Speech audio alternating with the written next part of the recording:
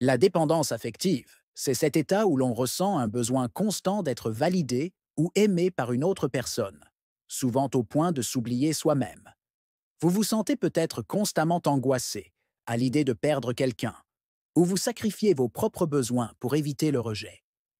Mais rassurez-vous, il est possible de guérir de cette dépendance. Et aujourd'hui, je vais vous montrer comment. Dès maintenant, vous allez découvrir les clés essentielles pour vous libérer de cette prison émotionnelle et reprendre le contrôle de votre vie. Restez bien jusqu'à la fin, car je vais vous donner les astuces les plus puissantes pour retrouver confiance en vous, sans dépendre de personne. Pourquoi? La dépendance affective est-elle si destructive? La dépendance affective peut vous faire perdre de vue qui vous êtes vraiment. En cherchant constamment à plaire, à être aimé ou à ne pas être abandonné, vous finissez par ignorer vos propres besoins, vos désirs et même vos valeurs. Voici pourquoi elle peut être si destructrice. Perte de confiance en soi. Vous basez votre valeur sur les autres, ce qui érode votre estime personnelle. Relations toxiques. La peur de perdre l'autre vous pousse à accepter des situations néfastes. Isolement. En focalisant votre attention sur une personne, vous négligez souvent les autres aspects de votre vie. Mais la bonne nouvelle, c'est que tout ça peut changer. Avec les bonnes pratiques, vous pouvez transformer cette dépendance en une force de confiance en soi et de bien-être émotionnel. Étape numéro 1. Reconnaître votre dépendance et l'accepter. La première étape pour guérir de la dépendance affective, c'est de reconnaître que vous en souffrez. Cela peut être difficile à accepter, mais c'est une étape cruciale pour avancer. Voici quelques signes qui montrent que vous êtes peut-être dépendant affectivement. Vous ressentez une peur constante de l'abandon. Vous avez du mal à dire non et sacrifiez souvent vos besoins pour plaire aux autres. Votre humeur dépend fortement de l'attitude de la personne dont vous dépendez. Action à prendre. Acceptez cette réalité sans jugement. C'est en la reconnaissant que vous pourrez commencer à guérir. Notez les moments où vous avez ressenti ces comportements pour prendre conscience de leur déclencheur. Étape numéro 2. Redéfinir votre valeur personnelle. Pour guérir de la dépendance affective, il est essentiel de reconstruire votre estime de vous-même. La dépendance vient souvent d'un manque de confiance en soi, d'un sentiment de ne pas être assez bien sans l'approbation des autres. Astuce. Faites une liste de vos qualités, de vos réussites et de ce que vous aimez chez vous. Prenez le temps chaque jour de vous rappeler que vous avez de la valeur, indépendamment de ce que pensent ou ressentent les autres. Pratiquez des affirmations positives comme « Je suis complet et suffisant en tant que personne ». Pourquoi c'est important? Redéfinir votre valeur personnelle est une clé pour ne plus dépendre des autres, pour valider qui vous êtes. Vous devez savoir que vous avez de la valeur en tant qu'individu, sans avoir besoin d'être approuvé par quiconque. Étape numéro 3. Apprendre à poser des limites. Poser des limites est un des plus grands défis pour les personnes souffrant de dépendance affective, car elles craignent souvent de décevoir ou d'être rejetées. Mais c'est aussi l'un des moyens les plus puissants pour retrouver votre indépendance émotionnelle. Action à prendre.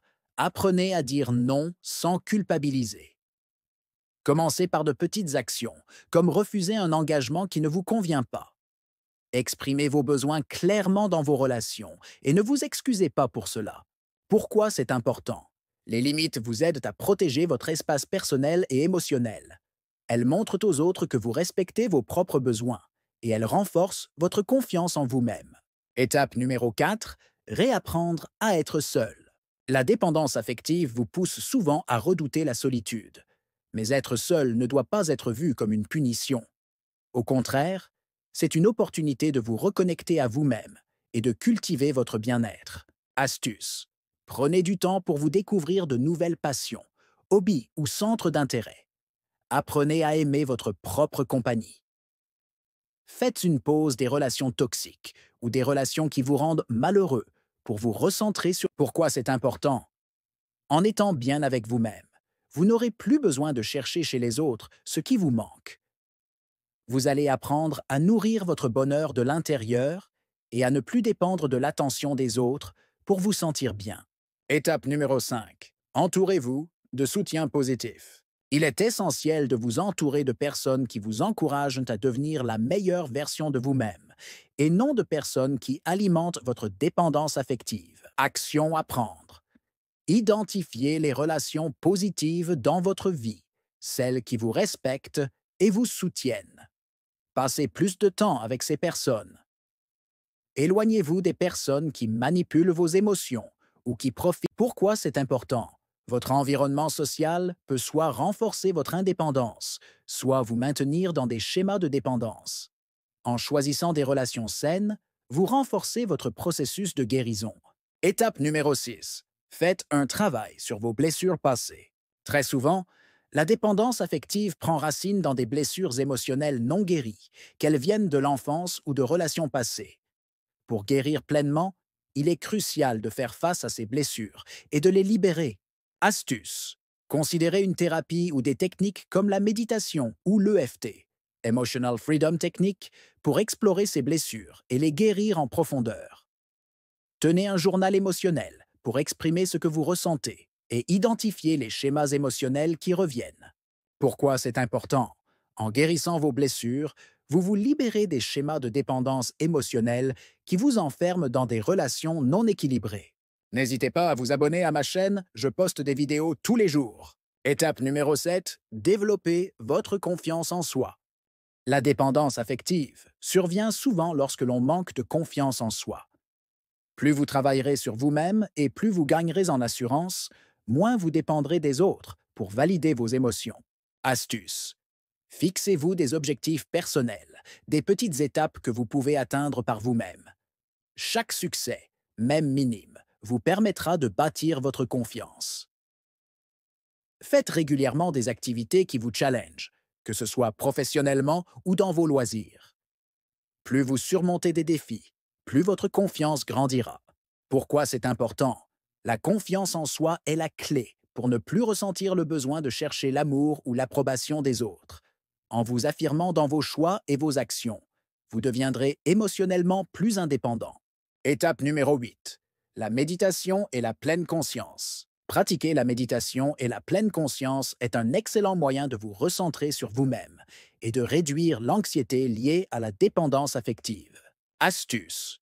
Méditez 10 minutes par jour pour cultiver la pleine conscience et apprendre à mieux gérer vos émotions. Lors de situations stressantes, prenez une respiration profonde et ramenez votre attention sur le moment présent. Pourquoi c'est important? La pleine conscience vous aide à vous détacher des pensées négatives et à vous ancrer dans le moment présent, renforçant ainsi votre stabilité émotionnelle. Conclusion. La liberté émotionnelle vous attend. Vous avez maintenant toutes les clés pour vous libérer de la dépendance affective et retrouver une vie émotionnelle plus équilibrée. C'est un chemin qui demande du temps et de la patience, mais les résultats en valent la peine. Plus de confiance en soi, des relations saines et une paix intérieure durable. Rappelez-vous, la guérison commence toujours par une décision, et vous avez déjà fait le premier pas en regardant cette vidéo. Alors, allez plus loin et prenez le contrôle de votre bien-être émotionnel. N'oubliez pas de vous abonner pour d'autres conseils sur le développement personnel et la psychologie. Et si vous voulez accéder à encore plus de ressources, n'hésitez pas à cliquer sur le lien en description.